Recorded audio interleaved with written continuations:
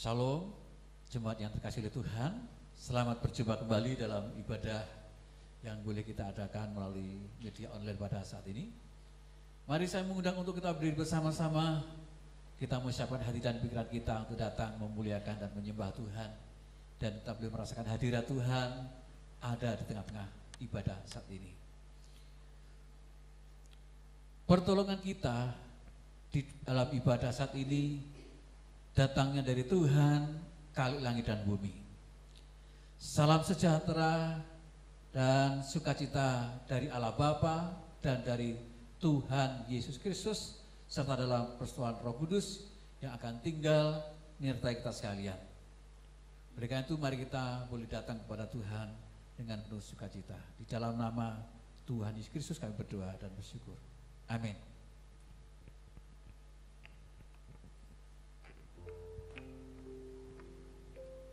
Puji nama Tuhan, sekali lagi shalom Bapak Ibu.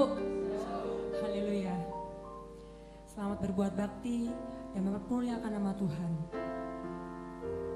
Di tengah situasi kondisi saat ini mungkin membuat kita takut, membuat kita gentar, membuat kita kecewa, membuat kita gelisah. Tapi satu hal yang pasti yang harus kita ingat, bahwa kita masih merasakan sukacita dari Tuhan, bahwa kita masih merasakan penyertaan Tuhan sungguh luar biasa dalam hidup kita, bahwa kita masih merasakan berkat kemurahan yang Tuhan curahkan kepada kita. Terbukti saat hari ini, sampai detik ini, Tuhan Yesus masih melayakkan kita untuk kita masuk, merasakan hadirat Tuhan, memuji dan memuliakan nama Tuhan, meninggikan nama Tuhan. Amin. Ku bersyukur padamu Tuhan, atas kasih setiamu dalam kehidupan kami Yesus. Haleluya.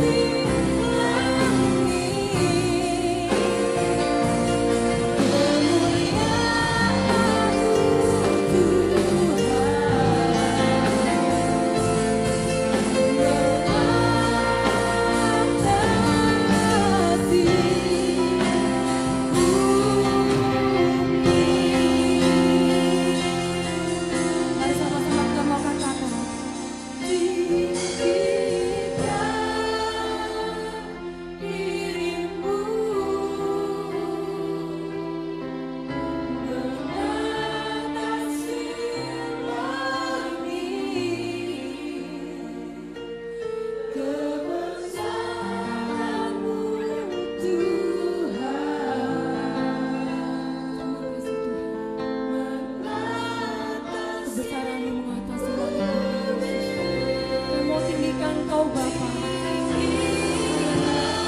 Engkau Allah yang layak kami tinggikan Yesus. Haleluya.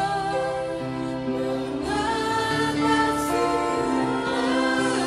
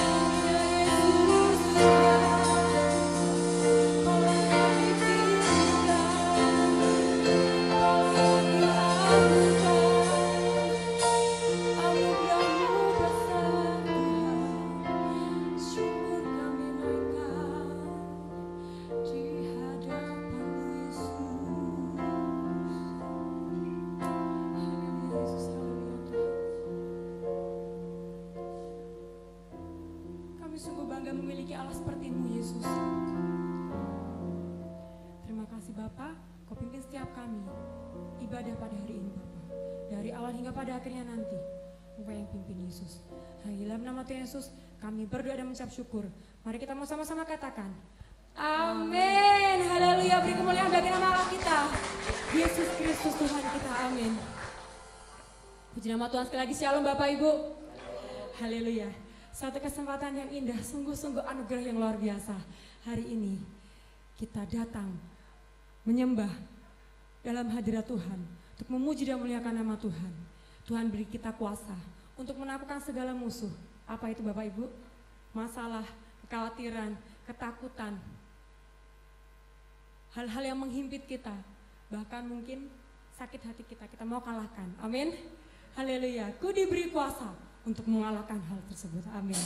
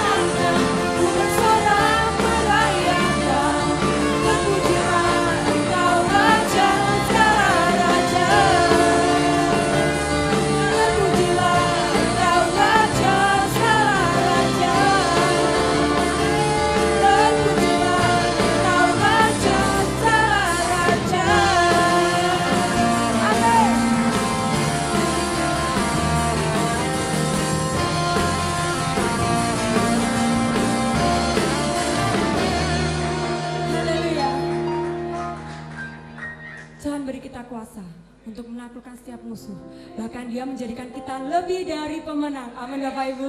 Haleluya. Mari kita mau sama-sama katakan, aku lebih dari pemenang. 2, 3. Aku lebih dari pemenang. Amin. Haleluya.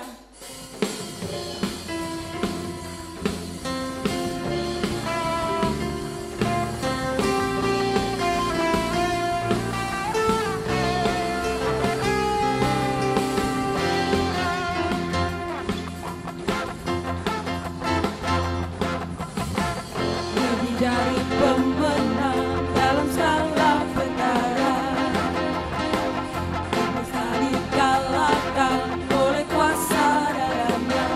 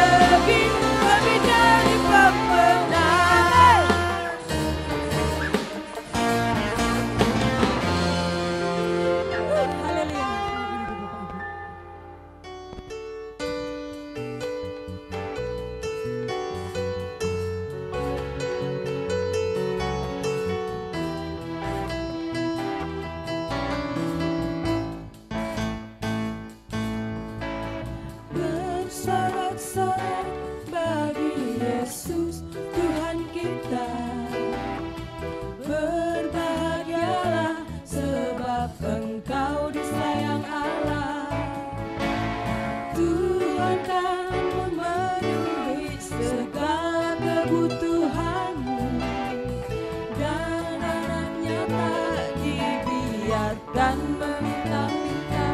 Sekarang ku tahu Tuhan memberikan kemenangan pada orang-orang yang dicintainya. Dia tak pernah terlambat menolong kita. Walau sana sini situ pusing, semua orang susah, tetapi kita kan tetap tertawa.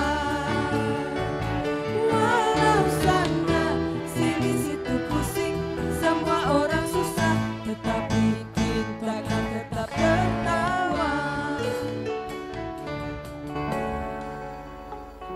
Kami bersyukur ya Tuhan untuk kesempatan saat ini kami boleh memberikan persembahan sebagai wujud sukacita kami atas pemeliharaan Tuhan, atas berkat Tuhan. Dan kami ingin memuliakan Tuhan oleh harta dan keuangan kami. Kiranya semuanya boleh menjadi kebaikan bagi kami sekalian dan bagi kemuliaan pekerjaan Tuhan dan juga bagi kehormatan nama Tuhan. Berkati hamba-Mu yang boleh ambil bagian dalam pelayanan, biarlah mereka menjadi berkat bagi jemaat Tuhan. Dan kami yang hadir boleh bersukacita mempersembahkan yang terbaik bagi Tuhan. Terpujilah nama-Mu dan Kau yang memberkati persembahan ini, dan kami berdoa di dalam nama Tuhan Yesus Kristus. Haleluya. Amin.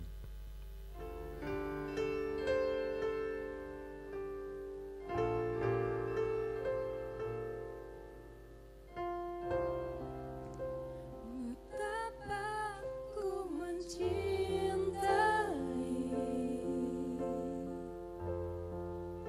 segala yang telah terjadi. Tak pernah sendiri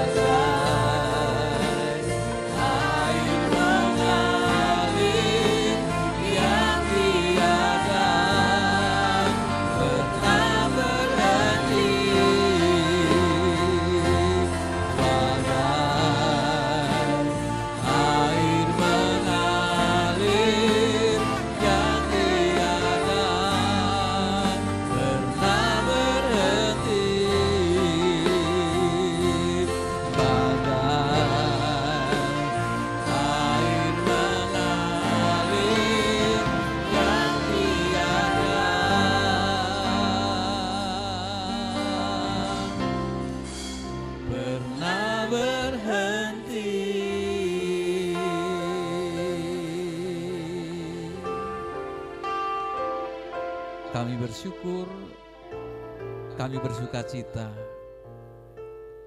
memiliki Tuhan yang seperti Engkau.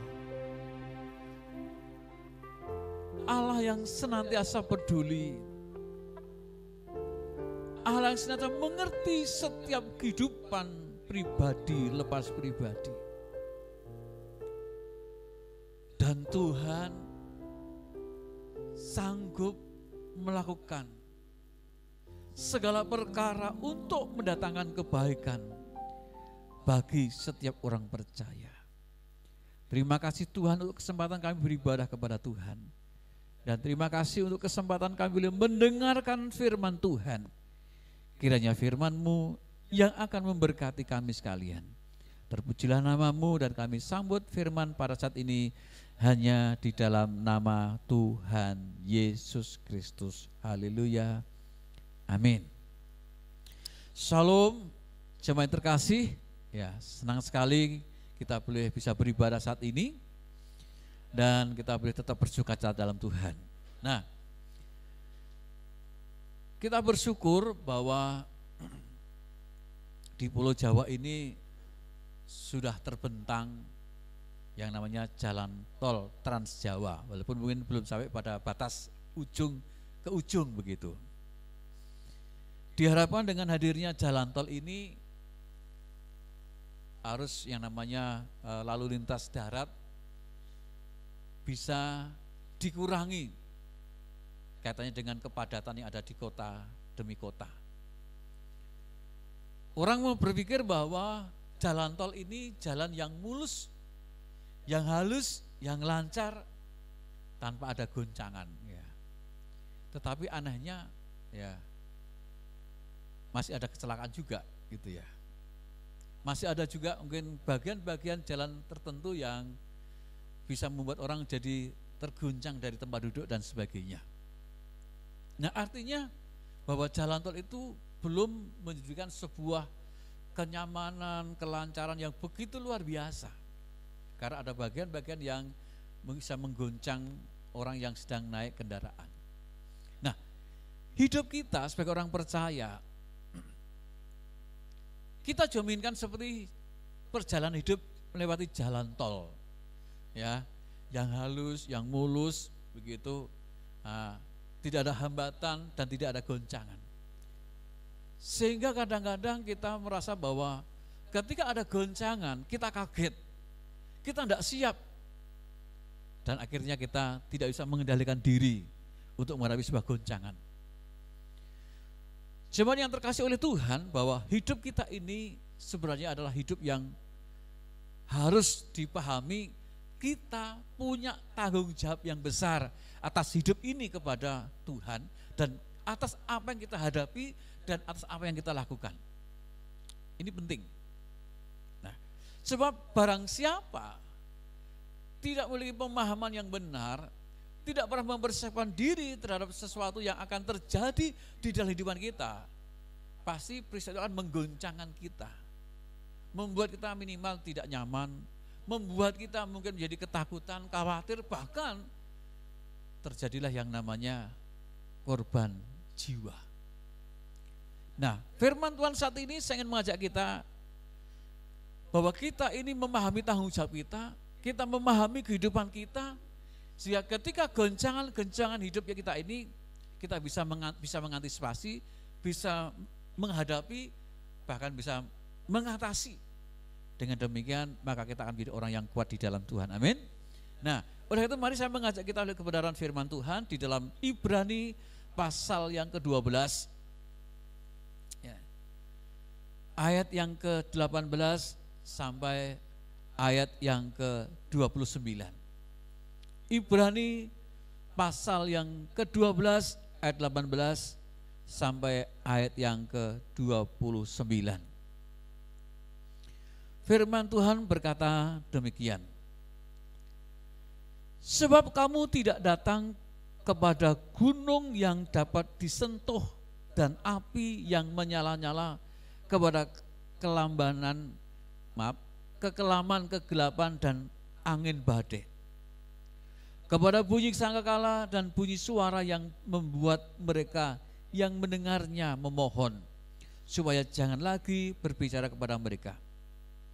Sebab mereka tidak tahan mendengar perintah ini, bahkan jika binatang pun yang menyentuh gunung, ia harus dilempari dengan batu. Dan sangat mengerikan memandang itu sehingga Musa berkata, aku sangat ketakutan dan sangat gemetar. Tetapi kamu sudah datang ke Bukit Sion, ke kota Allah yang hidup, Yerusalem surgawi, dan kepada beribu-ribu malaikat suatu kumpulan yang meriah, dan kepada jemaat anak-anak sulung yang namanya terdapat di surga, dan kepada Allah yang menghakimi semua orang, dan kepada roh-roh orang-orang benar yang telah menjadi sempurna, dan kepada Yesus pengantara perjanjian baru, dan kepada darah pemercikan yang berbicara lebih kuat daripada darah Habel. Jagalah supaya kamu jangan menolak Dia yang berfirman, sebab jika mereka yang menolak Dia yang menyampaikan firman Allah di bumi tidak luput, apalagi kita, jika kita berpaling dari Dia yang berbicara dari surga. Waktu itu suaranya menggoncang bumi, tetapi sekarang Ia memberikan janji, satu kali lagi aku akan menggoncangkan bukan hanya bumi saja, melainkan langit juga. Ungkapan satu kali lagi menunjuk kepada perubahan pada apa yang dapat digoncangkan, karena ia dijadikan supaya tinggal tetap apa yang tidak tergoncangkan. Jadi karena kita menerima kerajaan yang tidak tergoncangkan, marilah kita mengucap syukur dan beribadah kepada Allah menurut cara yang berkenan kepadanya, dengan hormat dan takut. Sebab Allah kita adalah api yang menghanguskan. Sampai di sini pembacaan kita, jemaat yang terkasih oleh Tuhan. Nas ini ditulis oleh penulis kitab Ibrani dalam kerangka ingin memberikan sebuah nasihat supaya para pembaca dan jemaat pada waktu itu benar-benar memahami bahwa dalam kehidupannya itu ada sebuah tanggung jawab yang besar. Ketika orang memahami sebuah tanggung jawab yang besar itu, diharapkan supaya setiap orang mampu menghadapi segala sesuatu yang bisa menggoncangkan hidupnya, bisa menggoncangkan imannya, menggoncangkan sesuatu kehidupan yang semuanya berjalan aman, nyaman, ya. Tetapi ketika ada titik tertentu harus tergoncang, maka orang itu tidak akan mengalami celaka. Nah, kiranya melalui perenungan firman saat ini kita juga mendapatkan kekuatan dan pemahaman yang benar untuk menghadapi goncangan hidup kita. Nah, jemaat yang terkasih oleh Tuhan, penulis Ibrani mengatakan bahwa setiap pribadi di dalam ayat yang ke-8 dikatakan bahwa sebab kamu tidak datang kepada gunung yang dapat disentuh dan api yang menyala-nyala dan selanjutnya. Artinya penulis Ibrani ini tahu bagaimana kehidupan dan kualitas rohani yang dimiliki oleh jemaat pada waktu itu. Ada dua hal yang kita renungkan saat ini, bagaimana kita bisa menjadi orang yang memiliki kekuatan menghadapi sebuah goncangan kehidupan. Yang pertama adalah ketika kita memiliki bahwa kita punya Tuhan yang luar biasa. Kita punya Tuhan yang luar biasa. Nah, memahami tentang pribadi Allah Bapak Ibu di dalam konteks perjanjian lama, ya, kita tahu bahwa bangsa-bangsa pada waktu itu mereka punya Tuhan atau punya ilah, atau punya sesembahan, punya Tuhan yang di pusat kehidupan dan pusat orang memohon akan segala sesuatu yang dibutuhkan dalam hidupnya. Dan ilah-ilah itu bisa berbentuk seperti gunung-gunung, ya, bisa seperti angin badai, suara pohon dan sebagainya, bahkan patung-patung dibuat oleh manusia dan dijadikan sebagai ilah-ilah yang dianggap itu sebagai dewa, sebagai sesembahan dalam hidupnya, dan sanggup memberikan keselamatan, yang sanggup memberikan kehidupan, dan sanggup memberikan segala kebutuhan hidupnya.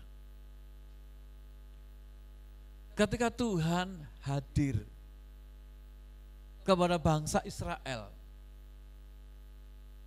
ketika Tuhan membawa mereka ke tanah perjanjian, Tuhan memberikan sebuah pesan. Jangan hidup mengikuti seperti apa yang dilakukan oleh bangsa-bangsa yang ada pada waktu itu, di mana mereka punya Tuhan, punya ilah yang disembah. Sebab bangsa Israel punya Tuhan yang dikenal, yaitu Allah Abraham, Ishak dan Yakub. Itulah Allah yang memperkenalkan diri kepada manusia. Allah yang memperkenalkan diri kepada Abraham, Ishak, Yakub dan keturunannya, dan juga kepada kita. Nah, Bapak Ibu yang Tuhan, ternyata kalau kita merenung di sini, penulis ini mengatakan bahwa kamu tidak datang kepada ini dan sebagainya, tetapi kamu datang kepada, dikatakan dalam ayat yang ke-22 di sana, bahwa kamu datang ke Bukit Sion, ke kota Allah yang hidup. Diberi keterangan Yerusalem surgawi dan kepada ribu-ribu malaikat dan sebagainya. Kepada jemaat dan kepada Allah yang menghakimi semua orang, dan kepada Yesus pengantara perjanjian baru, dan kepada darah pemercikan yang berbicara lebih kuat daripada darah Habel. Nah, apa yang disampaikan oleh penulis Ibrani memberikan sebuah dorongan bahwa ketika seseorang memutuskan untuk datang kepada pribadi yang disebut dengan Tuhan, yang disebut dengan Tuhan, itu menentukan sebuah pilihan, menentukan sebuah keputusan hidupnya untuk mengambil jalan yang benar atau jalan yang sesat. Nah, termasuk kita Bapak Ibu, ketika kita datang kepada Tuhan, sebenarnya Tuhan telah memanggil kita, amin, dengan panggilan yang kudus, untuk mengenal Tuhan, untuk belajar menyembah Tuhan. Oleh karena itu mari kita merenungkan, kita harus mengenal Tuhan itu seperti apa. Dikatakan di sana bahwa Tuhan kita adalah Allah yang menghakimi manusia, karena Dia Allah yang punya otoritas yang tidak terbatas.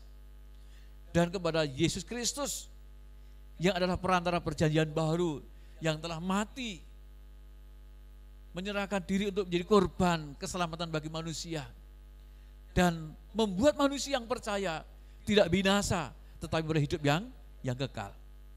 Nah, oleh itu bagaimana kita menjadi orang yang bisa mengenal Tuhan dengan benar? Dikatakan dalam ayat yang ke-25 di sana, jagalah supaya kamu jangan menolak Dia yang berfirman, sebab jika mereka yang menolak Dia yang menyatakan firman Allah di bumi, tidak luput apalagi kita, jika kita berpaling dari Dia yang berbicara dari surga. Nah Bapak Ibu, untuk mengenal pribadi Allah dengan benar, maka kita harus mengenalnya melalui kebenaran firman Tuhan. Kita mengenalnya melalui setiap berita kebenaran yang berasal dari Tuhan, yang disampaikan oleh hamba-hamba Tuhan, oleh orang-orang benar yang mengenal kebenaran firman Tuhan, yang di dalamnya terkandung mengenal pribadi Allah.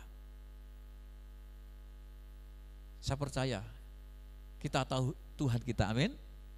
Siapa Tuhan kita?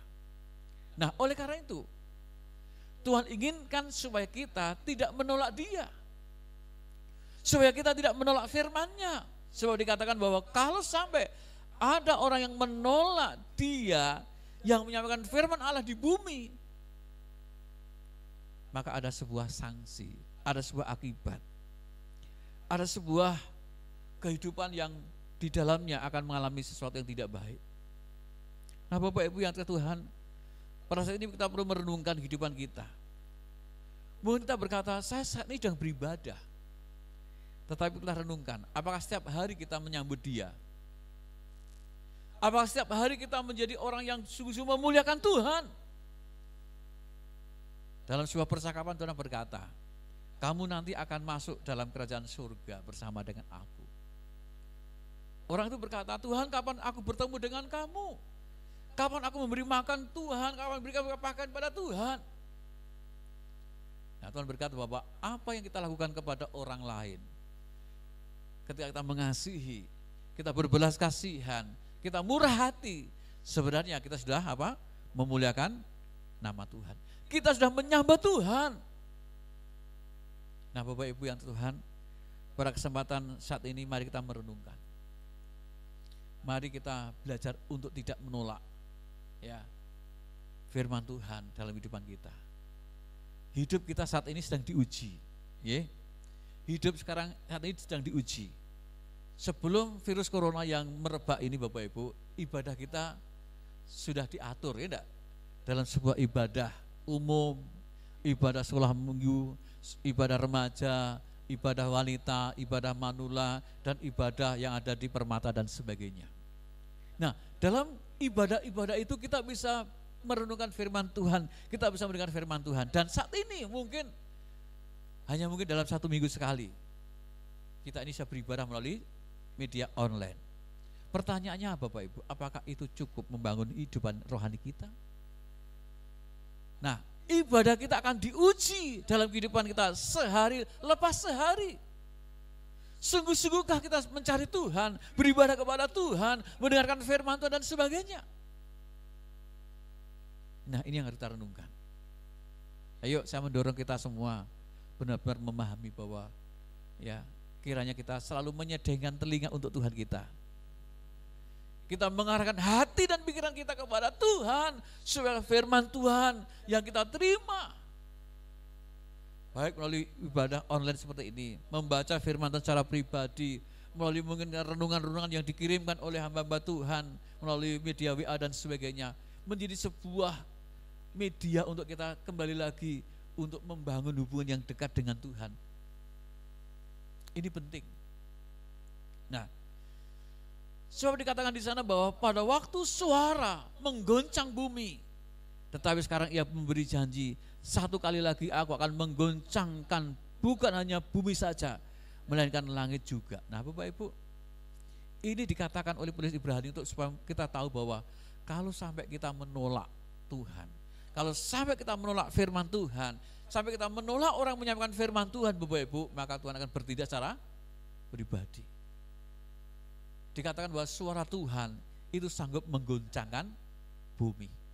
Nah, coba kalau kita merenungkan bersama-sama dalam Mazmur pasal 29 ayat yang keempat sampai yang ke-9, kita akan melihat bagaimana suara Tuhan itu menjadi bagian yang harus kita renungkan, karena suara Tuhan itu jadi suara kebenaran yang harus kita akan percaya sepenuhnya. Mazmur pasal 29, kita lihat ya, ayat yang keempat dan selanjutnya.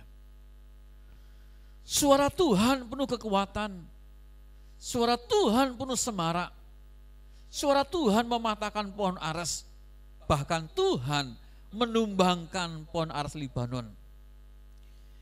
Ia membuat gunung-gunung Libanon melompat-lompat seperti anak lembu, dan gunung Sirion seperti anak banteng.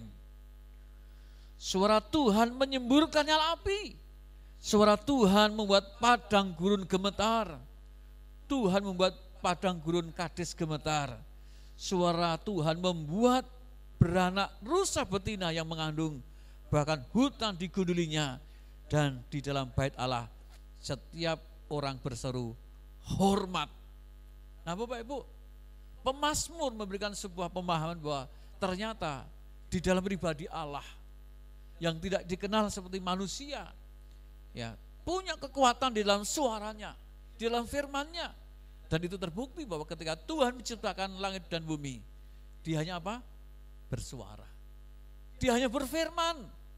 Dan firman itu punya kuasa yang dahsyat, menjadikan yang tidak ada menjadi ada. Seluruh kepunyaan hidup manusia dipenuhi oleh apa? Suara Tuhan. Nah, jadi pada saat ini mari kita merenungkan Bapak Ibu. Di tengah-tengah situasi yang mungkin kita terguncang oleh karena kondisi ini, ya, mari kita sungguh-sungguh menjadi orang yang selalu menyedengkan telinga kita untuk mendengar suara Tuhan. Walaupun banyak hamba-hamba Tuhan dan orang-orang percaya mengatakan bahwa dia mendapatkan suara Tuhan, dia mendapatkan suara Tuhan dan sebagainya. Tetapi kembali lagi bahwa suara Tuhan yang disampaikan oleh Tuhan dan diterima oleh orang-orang tertentu perlu diuji kebenarannya berdasarkan apa? Firman Tuhan. Jangan sampai kita mengklaim kita mendengar suara Tuhan, tetapi sebenarnya itu bukan datang dari Tuhan. Sebab roh-roh di udara pun juga bisa memiliki suara yang bisa mempengaruhi, yang bisa membuat orang menjadi terpana, terpesona, bahkan mengikuti kehidupan yang tidak benar karena suara-suara. Beberapa waktu yang lalu, ketika saya melihat media di TV, ada seorang ibu yang membunuh suaminya gara-gara apa? Mendengar suara. Nah, Bapak Ibu, orang-orang yang punya gangguan jiwa, ya, itu biasanya ada namanya kondisi delusi.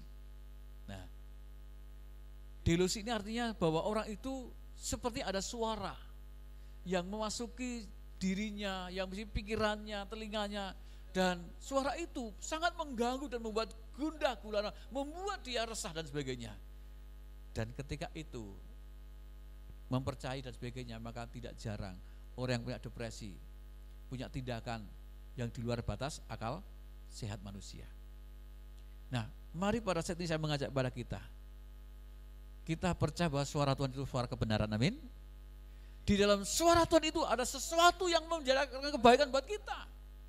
Suara Tuhan membangun rohani kita. Suara Tuhan membuat kita menjadi orang yang tahu kebenaran hidup yang benar pada Tuhan, begitu. Namun apabila kita tidak memahami, Bapak Ibu, kita akan menjadi orang yang akan kehilangan kesempatan untuk menerima berkat yang luar biasa.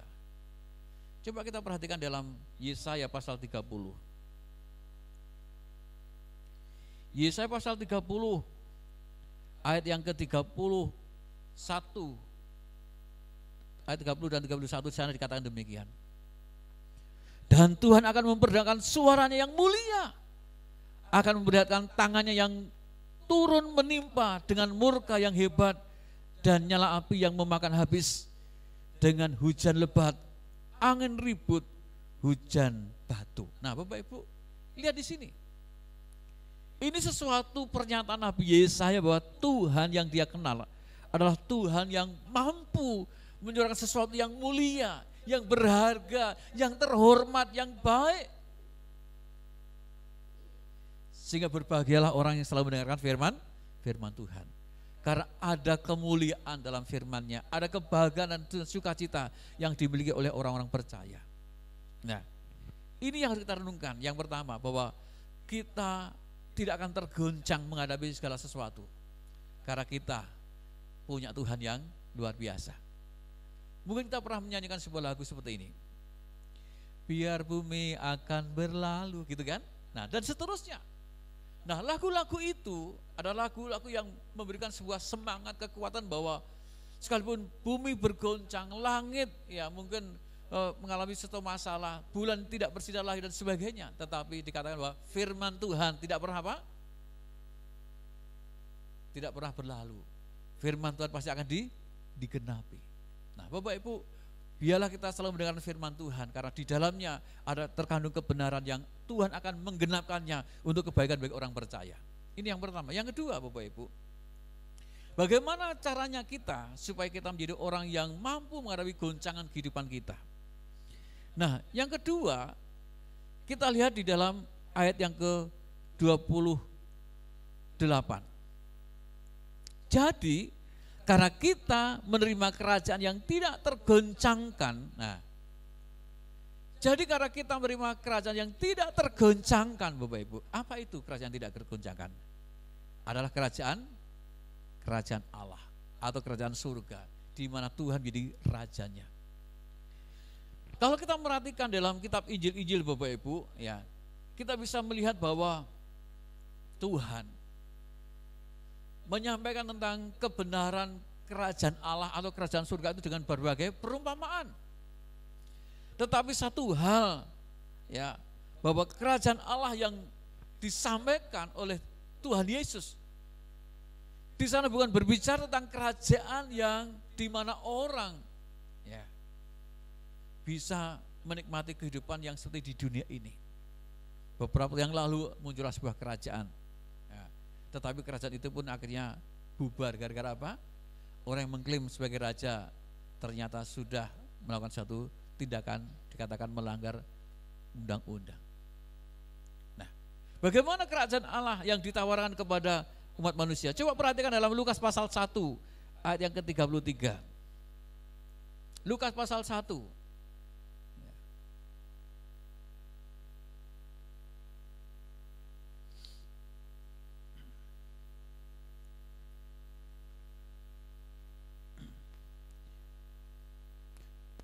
Di sana dikatakan demikian, dan ia akan menjadi raja atas kaum keturunan Yakub sampai selama-lamanya, dan kerajaannya tidak akan apa?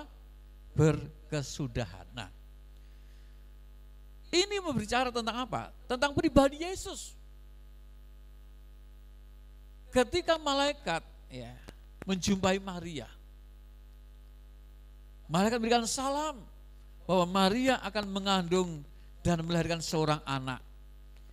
Dan mereka berkata bahwa anak itu harus dinamai namanya Yesus. Sebab dikatakan dalam ayat yang ke-32 bahwa ia akan menjadi besar dan akan disebut anak Allah yang maha tinggi. Dan Tuhan Allah yang akan memberikan kepadanya tahta Daud bapa leluhurnya. Dan ia akan menjadi raja. Dan kerajaannya tidak berkesudahan. Nah, kerajaannya tidak berkesudahan itu berarti memiliki nilai kekal, nilai abadi yang tidak seperti raja-raja yang ada di dunia ini. Mengalami masa-masa kejayaan, tetapi akan pada masa keheruntuhan. Sampai pada masa Salomo dan Daud pun juga malah seperti itu. Tetapi kerajaan Tuhan Yesus tidak pernah mengalami kehancuran. Ada banyak perumpamaan yang disampaikan oleh Tuhan Yesus berbicara tentang kerajaan surga. Tetapi marilah kita menjadi orang yang percaya bahwa kerajaan itu adalah kerajaan yang diberikan oleh Tuhan dan bukan berasal dari dunia. Coba perhatikan dalam Yohanes pasal 18 ayat yang ke-36. Yohanes pasal yang ke-18 ayat yang ke-36.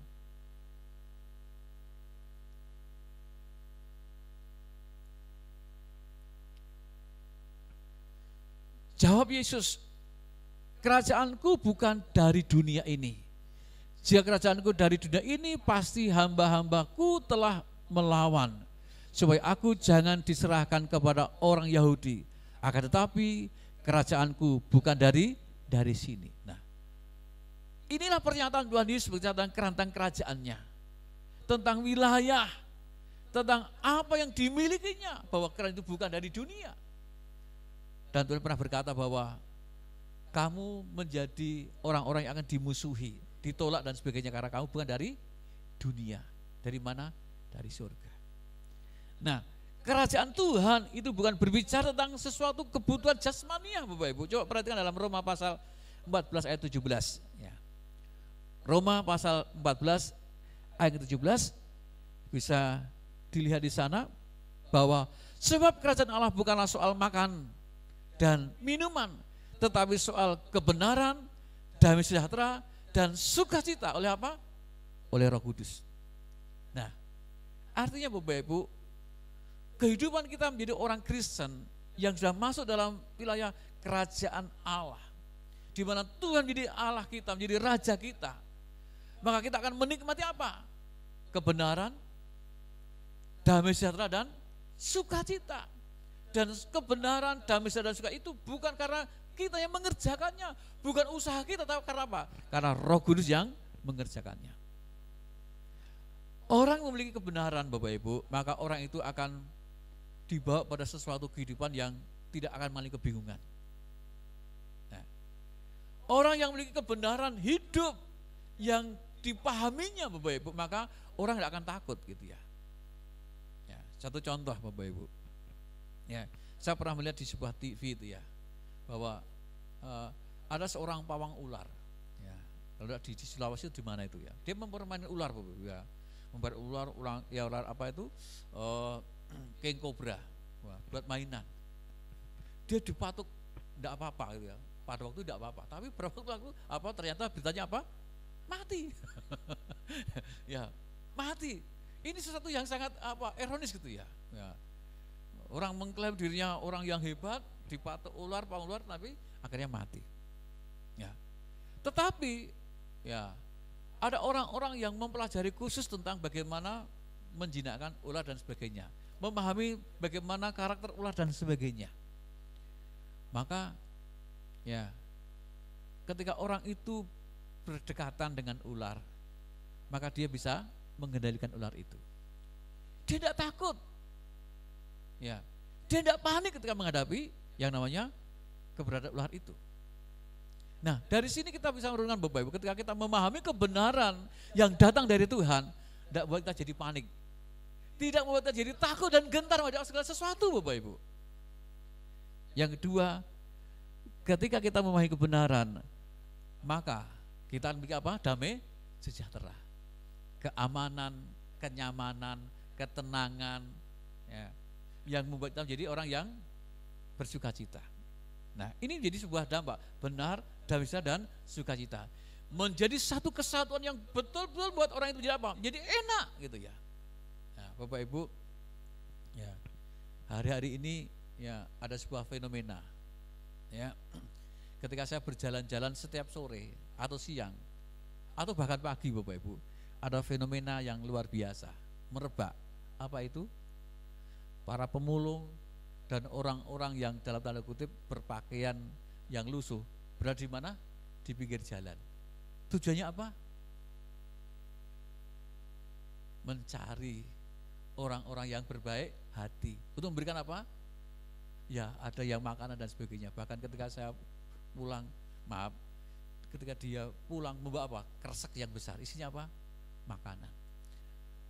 Dan ada orang yang memajang ya bahan rosokan di depannya begitu sambil dia nunggu. Nah, ketika orang bawa mobil mulai merapat, semuanya datang karena apa?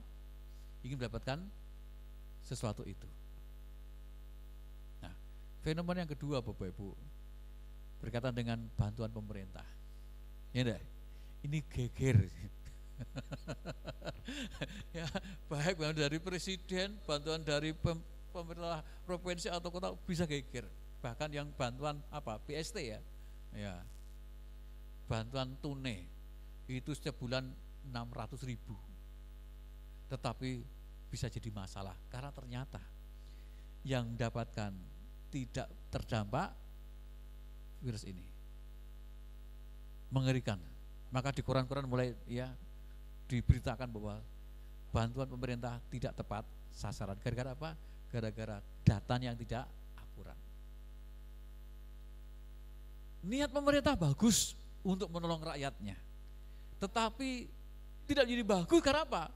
Ketika antara pusat, daerah, dan yang paling bawah sampai di mana tingkat kelurahan itu tidak ada sinkronisasi masalah data. Termasuk ketika input data, nah ini yang jadi masalah di input data ini. Ini karena tergantung oknum. Nah, sehingga data yang dimasukkan bisa jadi tidak tepat pada orang yang seharusnya mendapatkan. Bahkan bisa jadi menumpuk. Dapat bantuan dari presiden, dapat bantuan dari pemerintah kota, bisa pemerintah dari provinsi. Bahkan ini banyak lembaga-lembaga yang memberikan bantuan. Sudah ditawari banyak bantuan. Ya, saya sudah banyak ditawari banyak bantuan. Ya, dari pribadi, dari pemerintah kota, ya kembali lagi nun sewu, ada yang saya tolak. Bahkan pribadi saya diberi, saya tolak gara-gara apa? Bukan saya tidak mau, karena sudah banyak gitu ya. Ya, kemarin saya diberitahu, Pak, Bapak dapat apa? Beras 5 kilo. Ya. Tolong diambil. Saya bilang maaf, tidak saya ambil, berikan yang lain saja.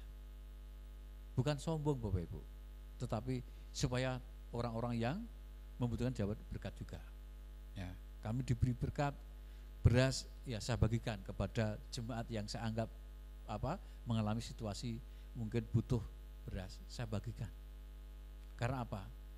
Saya akan menjadi orang yang tidak bijak kalau saya makan beras semua. Tidak ada lauknya. Nah, jadi ini yang jadi perenungan kita Bapak Ibu ya. Nah, harus seimbang gitu ya. Masa kirimannya beras kabeh gitu. Nah, harusnya ini beras, ini ada ayam, ya, besok beras ini ada bebek gitu ya. Ini beras ini besok apa? Telur gitu ya. Telurnya udah banyak sekali Bapak Ibu, sampai saya ngendok dewi. Gara-gara kebanyakan telur gitu ya. Aduh, sampai luar biasa. Nah, jadi kita perlu renungkan bahwa Tuhan itu punya kerajaan, amin. Nah, kerajaannya tidak dibatasi oleh yang namanya kebutuhan, bukan hal makan dan minum, tetapi kita memahami kebenaran hidup yang datang dari Tuhan. Ya, oleh itu pada kesempatan saat ini mari saya mengajak kita, ya, kembali lagi bahwa kerajaan Allah bukan berbicara tentang perkataan, tetapi berbicara tentang kuasa.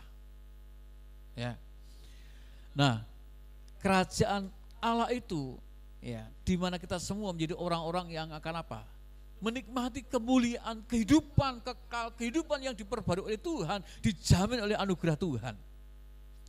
Nah, Bapak Ibu ya Tuhan, ya, di dalam 2 Petrus pasal 1 ayat 11, ya, ternyata orang-orang yang diberi kesempatan untuk masuk dalam kerajaan Allah itu adalah sebuah karunia. Coba lihat 2 Petrus pasal 1 ayat yang 11, ya, bisa ditayangkan.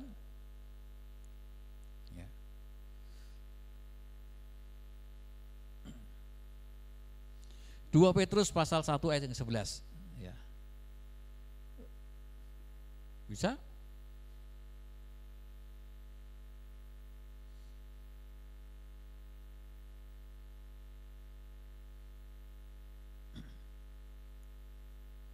Dikatakan demikian Bapak Ibu, dengan demikian kepada kamu akan dikaruniakan hak penuh untuk memasuki kerajaan kekal, yaitu kerajaan Tuhan dan juru selamat kita Yesus Kristus. Nah, jadi orang yang bisa masuk dalam kerajaan Allah adalah orang yang diberi karunia Tuhan, diberi hak khusus, diberi anugerah. Ini anugerah yang spesial Bapak Ibu, tidak sembarangan orang. Oleh itu berbahagialah kalau kita mengenal kebenaran ini, supaya kita menjadi orang yang tidak panik menghadapi kehidupan kita. Nah, oleh itu pada kesempatan saat ini saya mengajak kepada kita bahwa dikatakan dalam kitab Ibrani pasal yang ke-28 bahwa jadi karena kita menerima kerajaan yang tidak tergoncangkan, nah, maka mereka menasihati kita, marilah kita mengucap syukur. Nah, mengucap syukur kepada Tuhan yang sudah memberikan kepada kita kesempatan untuk mengenal Tuhan dan kita bisa hidup dalam kerajaannya. Karena apa? Firman Tuhan berkata bahwa mengucap syukurlah dalam segala hal. Bersukacitalah di dalam Tuhan, karena Tuhan sanggup melakukan satu kebaikan buat orang percaya. Yang kedua, nah Bapak Ibu ini penting, beribadahlah kepada Allah menurut cara yang berkenan kepadanya. Nah, dengan apa? Dengan penuh hormat dan takut. Nah, kembali lagi, ternyata cara ibadah kita itu, nun sewu, ditentukan bukan cara kita melakukan yang kita anggap benar, tetapi ada kebenaran yang harus kita lakukan sesuai dengan apa? Kehendak Tuhan. Dikatakan menurut cara yang berkenan pada Tuhan. Beribadah kepada Allah menurut cara yang berkenan kepada Tuhan, Bapak Ibu. Nah, ini penting. Mungkin penjenengan pernah ingat, ya, Saul ditolak oleh Tuhan gara-gara apa? Dia mempersembahkan kepada Tuhan. Tuhan marah dan Tuhan menghukum Saul, maka dia akan mengalami kehancuran. Keturunannya tidak ada yang jadi raja lagi. Kenapa? Karena dia melakukan sebuah peribadatan yang tidak sesuai dengan kehendak Tuhan. Ya.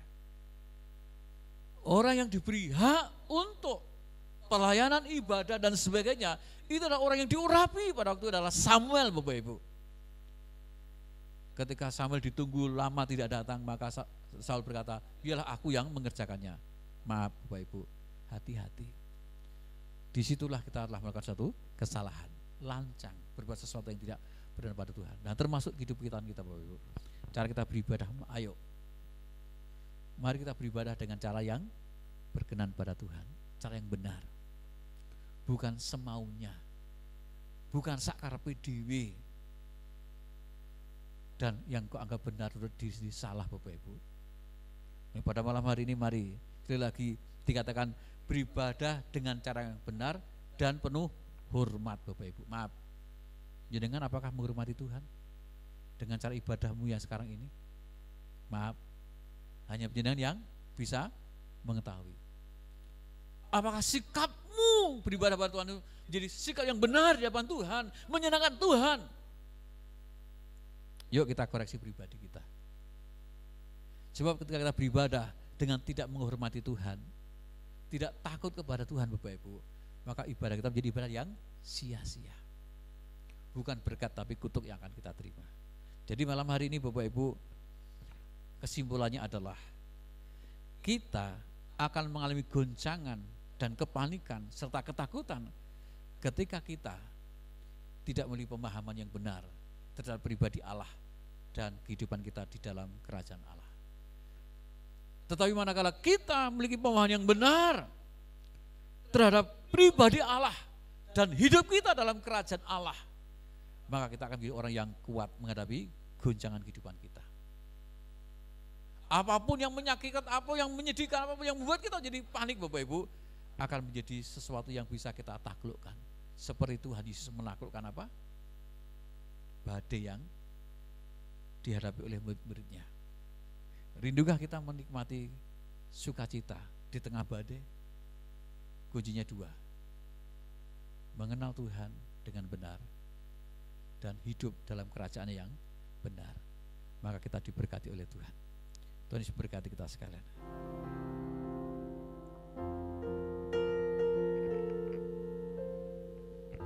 Kemanakah kami mencari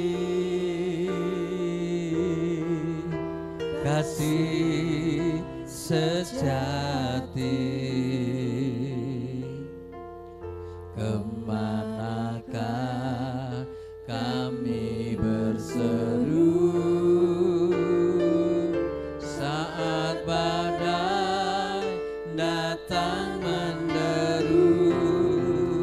Yang kami tahu hanya Kau yang mampu pulihkan segala sesuatu. Kemanakah kami mencari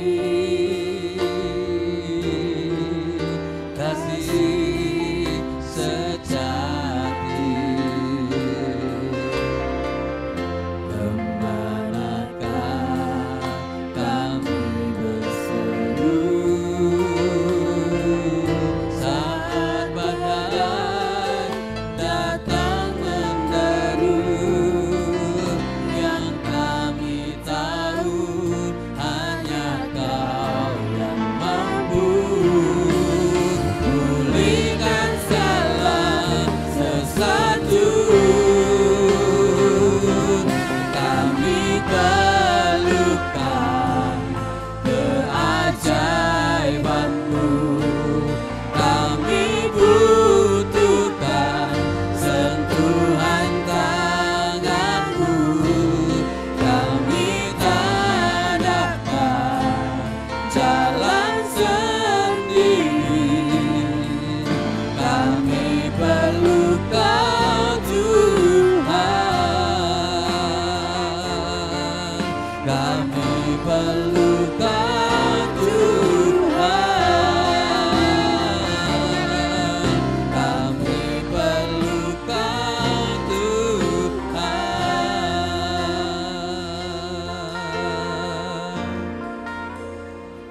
Kami bersyukur untuk kesempatan saat ini kami boleh mendengarkan firman Tuhan.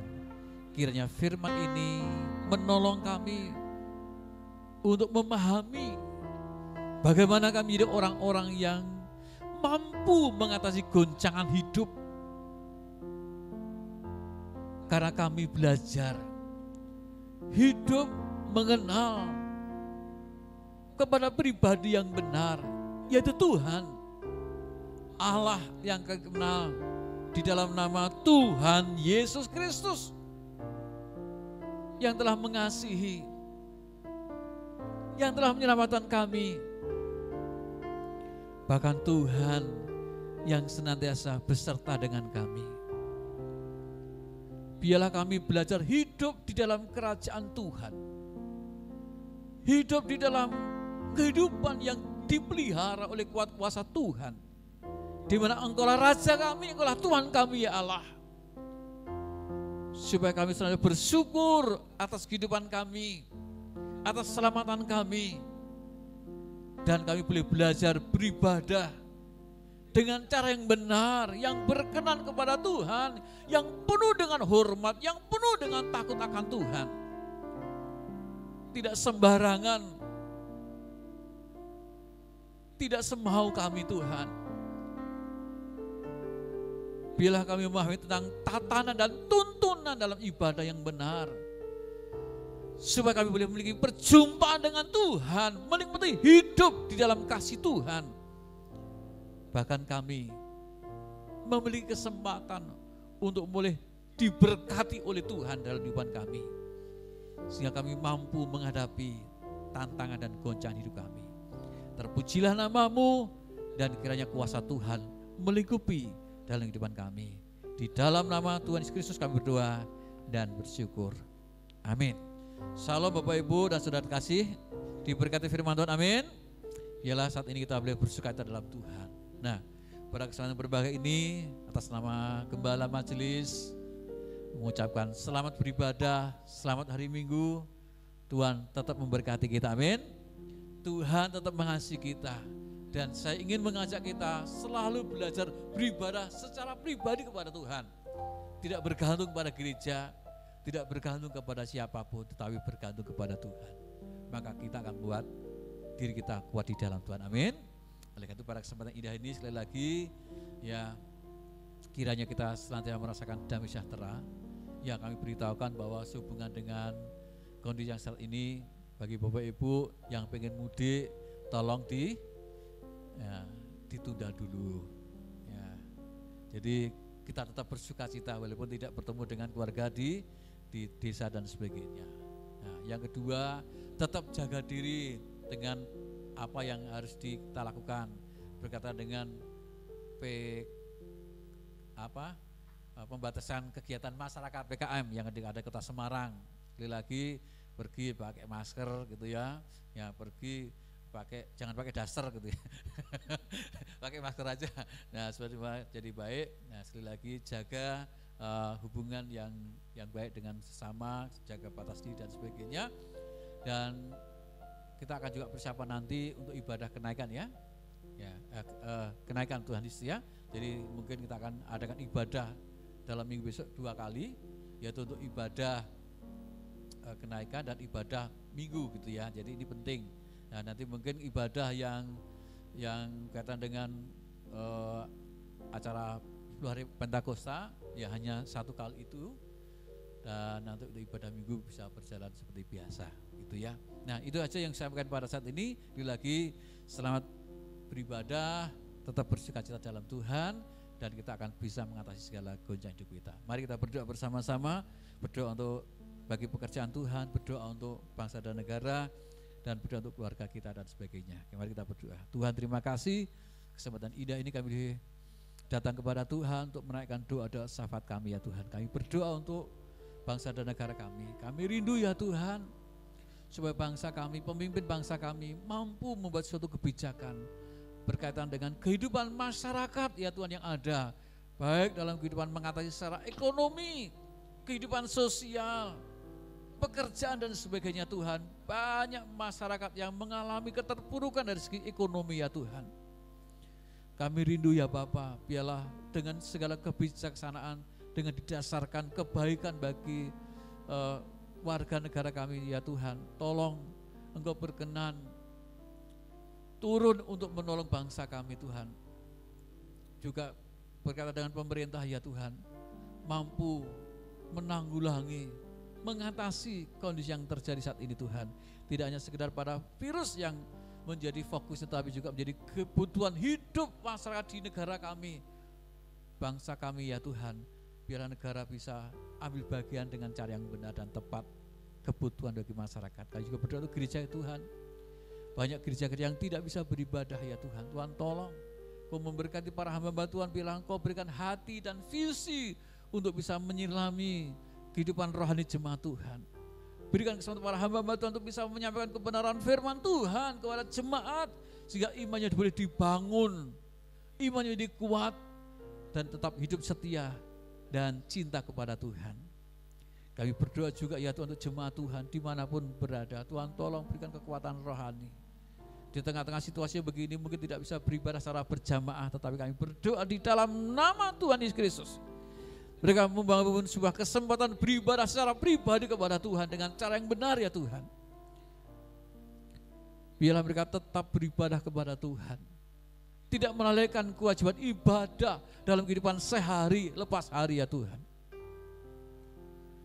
Berkati kebutuhan hidup daripada jemaat-Mu Tuhan. Anak-anak kami yang tidak bisa sekolah Tuhan juga tolong Bapak supaya anak-anak kami bisa belajar di rumah dengan cara yang benar. Sehingga ketika nanti masuk dalam bangku studi yang baru atau yang akan dijalaninya Tuhan, semuanya boleh menjadikan anak-anak kami bisa belajar dengan baik, sekolah dengan baik, menciptakan masa depan dari segi pendidikan. Sekali lagi kami bersyukur kesempatan kami boleh beribadah kepada Tuhan. Dan kalau sebentar kami akan mengakhiri ya Tuhan, kiranya Engkau yang tetap menolong kami, menggendong kami, melindungi kami Tuhan, sehingga kami tetap kuat di dalam Tuhan. Dan kepada jemaat Tuhan, mari kita akan mengakhiri ibadah kita. Saya mengundang berdiri bersama-sama. Kita mengarahkan hati dan pikiran kita dan menerima berkat-berkat yang datang dari Tuhan. Oleh itu pada kesempatan ini, terimalah berkat yang datang dari Tuhan. Pulanglah dengan sejahtera dan sukacita, dan terimalah berkat Tuhan. Maka berkat kasih karunia dari Allah Bapa dan kasih sayang dari Tuhan Yesus Kristus serta kehidupan di dalam persekutuan dan persekutuan Roh Kudus yang senantiasa bersamamu, yang akan kau terima dari sekarang dan sampai selama-lamanya. Haleluya. Amin.